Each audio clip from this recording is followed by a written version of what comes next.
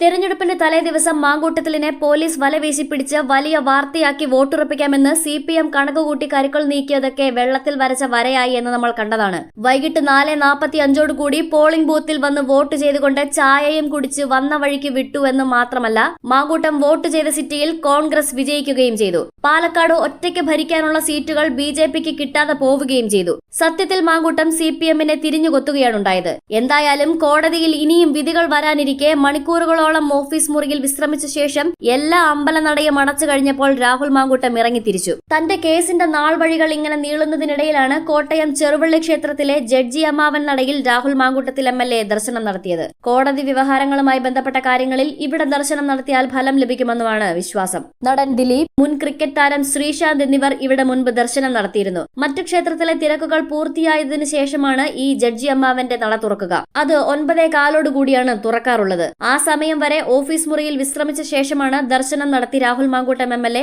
9:15 മടങ്ങിയതും. മുൻ മന്ത്രി R ബാലകൃഷ്ണപിള്ള എന്നിവരൊക്കെയും കോടതി വ്യവഹാരങ്ങളുമായി ബന്ധപ്പെട്ടുകൊണ്ടുള്ള ഇടപാടുകളുമായി ഇവിടെ ദർശനം നടത്തിയിരുന്നു. എന്തായാലും ഈ ദർശന സമയത്ത് ഏതാനും വ്യക്തി സുഹൃത്തുക്കൾ മാത്രമാണ് കൂടെയുണ്ടായിരുന്നത്. മറ്റു രാഷ്ട്രീയ പ്രവർത്തകരോ അല്ലെങ്കിൽ പ്രാദേശിക നേതാക്കളോ ഒന്നും തന്നെ രാഹുൽ മാങ്കൂട്ടത്തിലിന്റെ കൂടെ ഉണ്ടായിരുന്നില്ല.